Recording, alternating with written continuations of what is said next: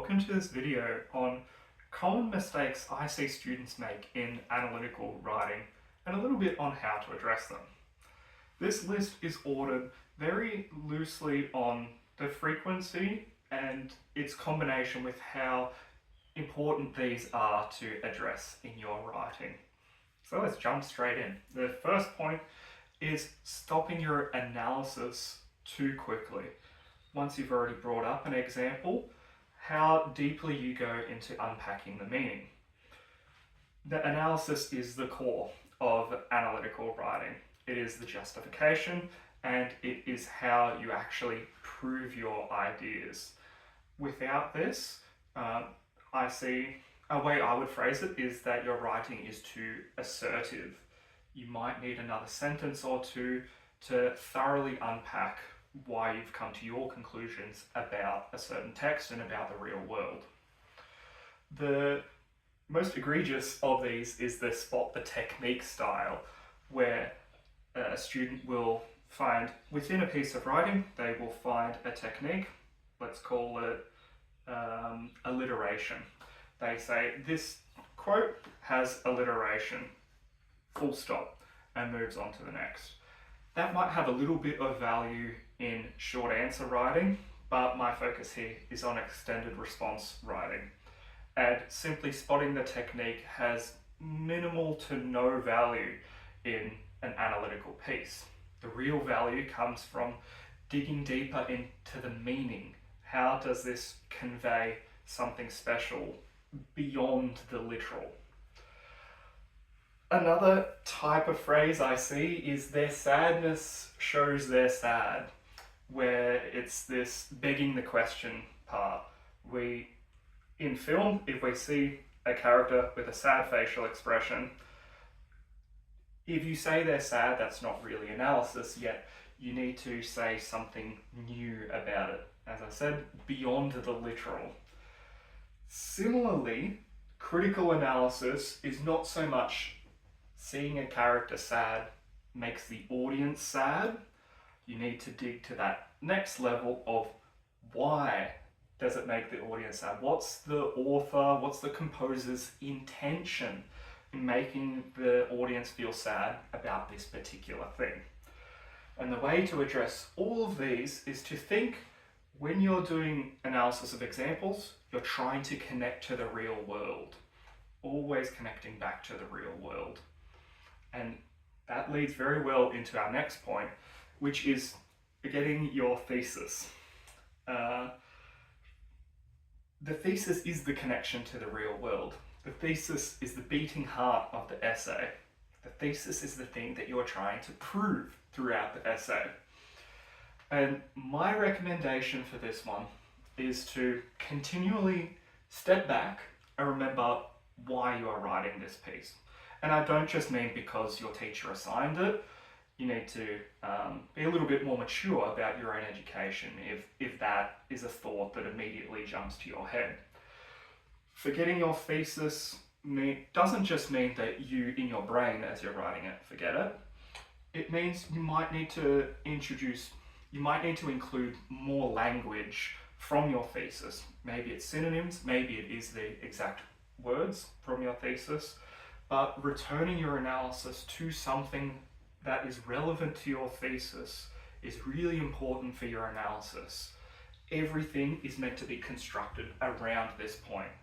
And without that, it feels a little bit pointless to bring up analysis if it isn't specifically relating to the thesis. It's an opportunity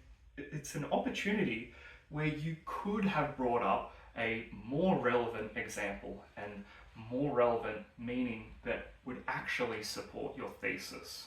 So try to keep your thesis in mind throughout the whole thing. The next point is too much context for examples, particularly with film analysis. You don't necessarily need to describe the whole scene leading up to the particular example. In English, you can imagine that your marker or your audience has viewed the film numerous times, an exhaustive amount of times. let's say, at minimum 10. Especially being a teacher, they're going to, I would estimate every time they are teaching it, they will read it 2 times, then they'll read it along with the class, and then a second time quickly. So that's 4 times each time it is taught. So if someone has taught a particular pattern of study 3 times, that's easily 12 instances of reading a whole text. And that doesn't include anything else. That is just the active teaching of the thing. So you can skip a lot of the clear context of here's what's happening in the scene. You can jump straight to the moment of interest. And the same thing in written texts. You don't need to include the full 3 sentences leading up to that one specific point that you're analysing. You're allowed to jump straight to the point. Your analysis is allowed to be half a sentence. Your analysis might even just be 2 or 3 words. As long as you are unpacking the meaning and how the author has used particular features to convey that meaning, then you're doing the right thing. So keep control of how much context you're providing for each of those examples. Now, this one can be intentional or unintentional, but overextending one's vocabulary does happen quite frequently in analytical in particular. In writing, not just in English, the foremost feature or the foremost effect is clarity. Even if it seems that professionals or that academics are writing in a way that is intentionally misleading and unclear, that's likely not the case. That's probably just because they are being so specific to their particular domain. If you don't have mastery of language, use language that you do have the mastery of. And if your vocabulary isn't yet big enough to convey exactly what you'd like, then that should be something that you're working to improve, rather than putting the cart before the horse. Excuse me. Clarity always comes first in writing, and it's unlikely at a senior level that you'll be able to dazzle your audience with a large vocabulary. If words are being used slightly out of order, it will be a moment where they jump back. So be precise, but use vocabulary that is within your command. The next is a difficult one, but forgetting the marking rubric. With assessment tasks particularly, you should know the things that you are being assessed on. It's usually 4 things, and usually they're quite common. For example, 1 on spelling, punctuation, and grammar, 1 on the frequency of examples that you're using to justify yourself, 1 about the complexity of your thesis, and then maybe 1 about the general cohesion. That's the conventional marking criteria structure I would think of, but there might be extras. The reason why this is here is you shouldn't be disproportionately focusing on any of those. Analytical thing is a complete piece. As well is the implicit rubric, and this in high school English is going to be the syllabus module statements or the focus area statements, and those point you in a particular direction. They give you some vocabulary, they give you some ideas, and they ask you to address texts for a specific purpose. So, not as common as some of these others, but it is apparent when it goes wrong. If you write about a text to the wrong module, that will be clear to a marker. So it is possible to mismatch them. If you write one which is kind of weak to a particular, what's it called? Module statement, then that's really an opportunity lost in your analytical writing. Next is devaluing personal perspective and bias. This one you wouldn't notice just by reading the piece, but being a teacher, I can see the discussions and the ideas that students have in the classroom, and I can also read what each of those students have written. And I see a lot of these personal perspectives being underutilized in their final products. These ideas have immense value because they are authentic perspectives and they are definitely justifiable as long as you can realize what parts you have noticed along the way. Everything that you think about a text is valid, and this can even go to the degree of disagreeing with a question.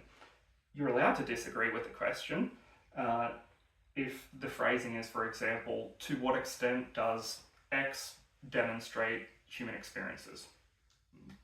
Very loose example, you can say to very little extent, which would be your kind of personal perspective and bias, but that puts you in a position where your whole essay now still needs to include this implicit marking rubric, but you would have a very interesting, unique essay if you can justify that using the module, using analysis, having a strong thesis.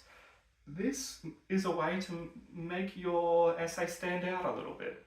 And you can even include some of this in your analysis to talk about who you are as an individual and how this text probably resonates with people just like you in the real world.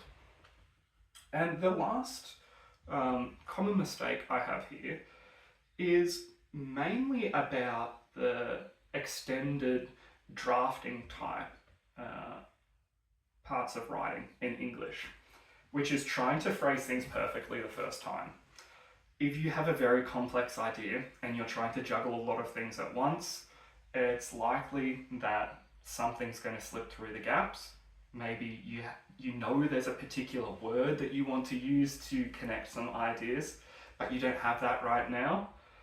I see a lot of people just freeze and stall at a particular point in their writing because they're trying to get it perfect the first time.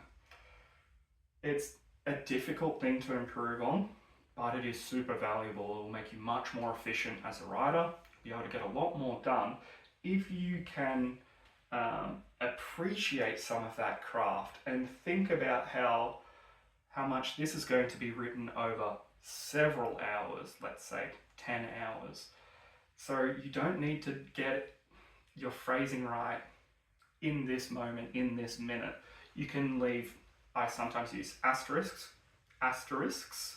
after a word that's close to the word that I want, and I'll continue writing and I've just got the gist of the word there.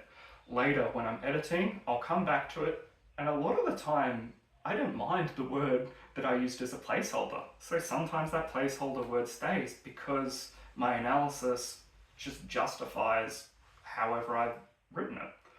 Sometimes you will come back to it and maybe you'll use a dictionary or a thesaurus and then you will slot in a word. Maybe you need to do some additional research and it's a very subject-specific term that a particular author or theorist has used. But that should be done in a different kind of time frame and mindset than when you're actually doing the active writing for that first draft. Okay, that takes us to the end of the list. These have been common mistakes for analytical writing and a few strategies you can use to make sure you don't fall for these common and easy to address mistakes in analytical writing.